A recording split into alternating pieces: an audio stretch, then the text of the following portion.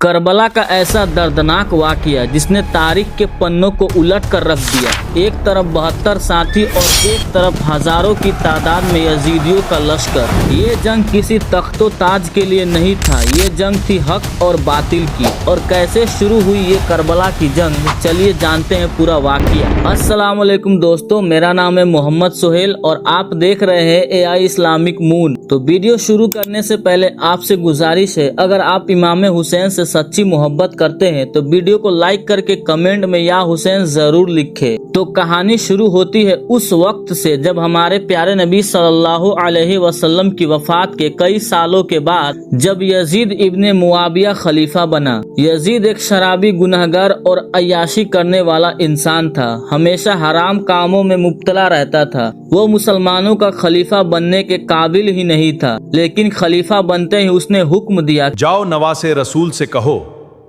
کہ میرے ہاتھوں پر آ کر بیعت کریں اور مجھے اپنا خلیفہ تسلیم کریں۔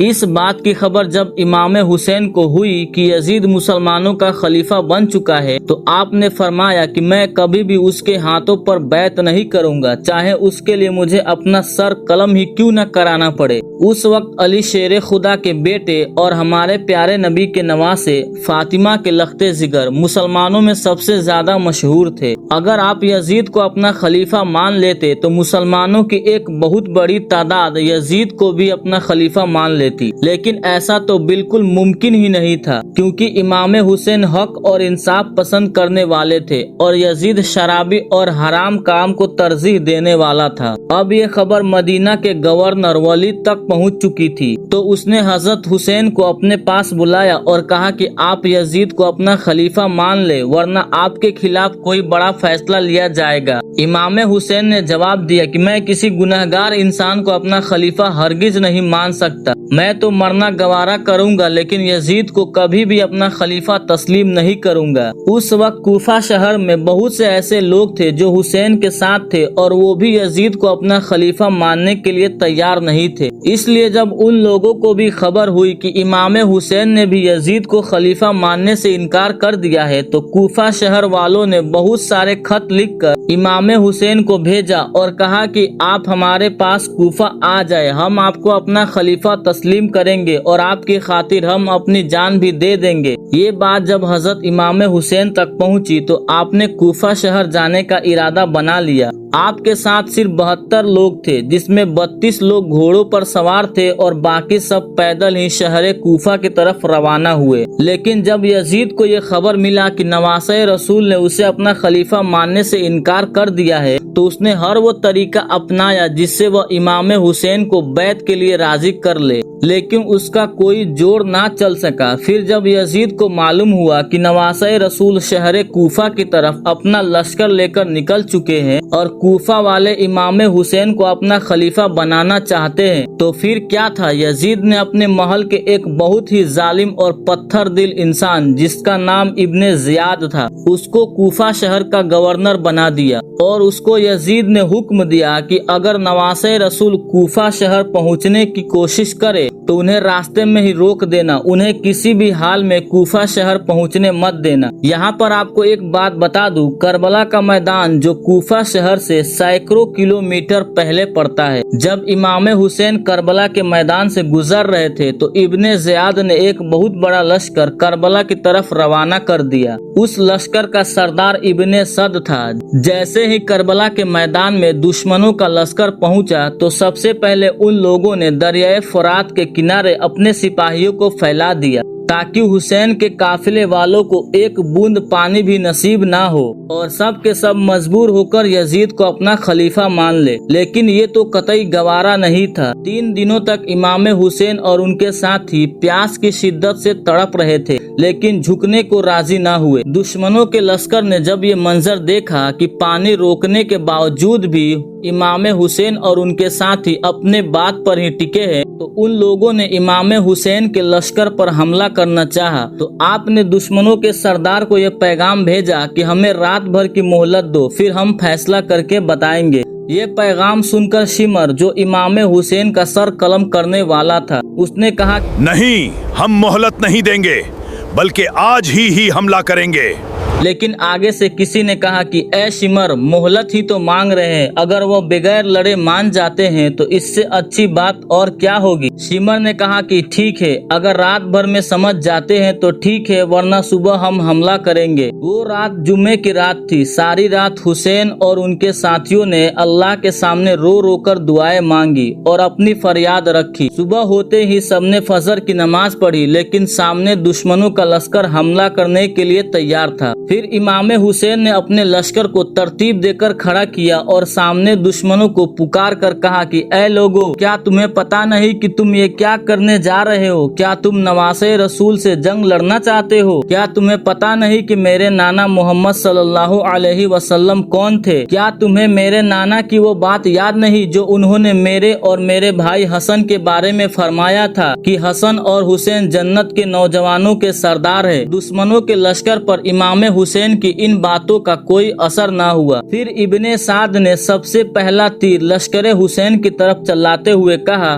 तुम लोग गवाह रहना कि आज सबसे पहला तीर मैंने चलाया था। और फिर लड़ाई शुरू हो गई। सामने दुश्मनों का 4000 का लश्कर था और इधर हुसैन की तरफ सिर्फ 72 लोग थे। लेकिन ये 72 लोग ही इतनी बहादुरी से लड़ रहे थे कि दुश्मनों में से कोई भी उनका मुकाबला नहीं कर पा रहा था। इसलिए दुश्मनों के सरदार इब्ने साद ने 500 तीरंदाजों को तीर कमान देकर भेजा और कहा कि दूर से ही हुसैनी लश्करों के घोड़ों को तीर चला चलाकर मार डालो ताकि उनका लश्कर बेबस हो जाए और फिर हम अपने घोड़ों से उन पर हमला कर देंगे। और फिर उन 500 तीरंदाजों ने दूर से ही तीर चलाना शुरू कर दिया और इमाम हुसैन के सारे घोड़ों को शहीद कर दिया। घोड़ों के शहीद हो जाने की वजह से इमाम हुसैन का सारा लश्कर पैदल हो गया। लेकिन लड़ाई मुसलसल जारी रही। इमाम हुसैन के बड़े बेटे हजरत अली अकबर सामने खड़े थे। एक दुश्मन ने अपना घोड़ा दौड़ाया और हजरत अली अकबर के सीने पर अपनी तलवार चलाते हुए उनका सिर तन से जुदा कर दिया। अपने बेटे को इस तरह कत्ल होता देख इमाम हुसैन तरफ उठे और दौड़कर अली अकबर को अपनी गोद में उठा लिया। अली अकबर ने अपने बाबा इमाम हुसैन की गोद में ही दम तोड़ दिया। इमाम हुसैन ने अपने शहीद बेटे को उठाकर एक किनारे रख दिया और एक एक करके सारे अहले बैत शहीद होते जा रहे थे। इमाम हुसैन अपनी आंखों के सामने अपने बच्चों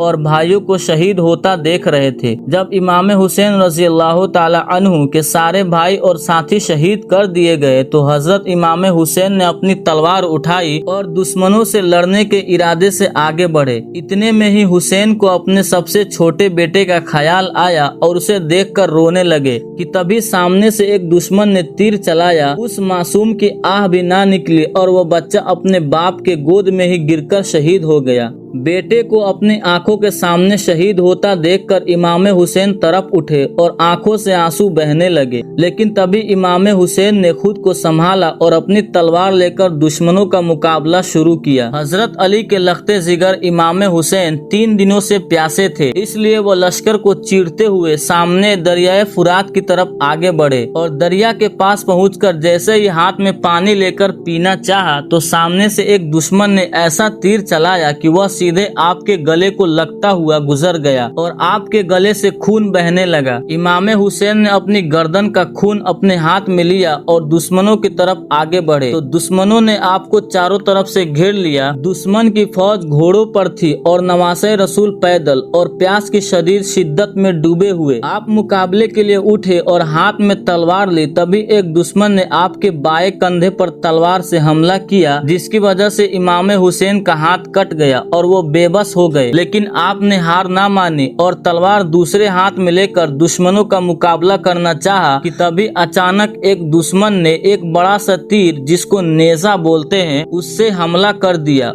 और वो नेजा सीधे इमाम हुसैन के सीने में घुस गया। आप बेबस होकर जमीन पर गिर पड़े। फिर शिमर ने फौज से कहा कि आगे बढ़कर हुसैन का सर तन से जुदा कर दो, पर कोई ऐसा करने की हिम्मत नहीं कर पा रहा था। फिर खुद शिमर ही आगे बढ़ा और हजरत इमाम हुसैन रजी अल्लाह ताला अन्हु का सर तन से जुदा कर दिया। इमाम हुसैन का जिस्म धराम से जमीन पर गिरा और फिर शिमर के हुक्म पर इमाम हुसैन का सर तलवार की नोक में लगा लगाकर आसमान की तरफ उठा दिया गया। उसके बाद शिमर ने हुक्म दिया कि इमाम हुसैन के जिस्म पर घोड़े दौड़ाए जाए और ऐसा ही किया गया। फिर हमारे प्यारे नबी के नवासे इमाम हुसैन रजी अल्लाह ताला अन्हु के जिस्म पर घोड़े दौड़ा दौड़ा कर उनके जिस्मों को रौंद दिया गया। इमाम हुसैन के जिस्म पर 32 तलवारों के जख्म थे और 34 नेजों के जख्म थे। इस बेदर्दी के साथ करबला के मैदान में हमारे प्यारे नबी सल्लल्लाहु अलैहि वसल्लम के नवासे हजरत इमाम हुसैन को शहीद किया गया। अल्लाह अकबर।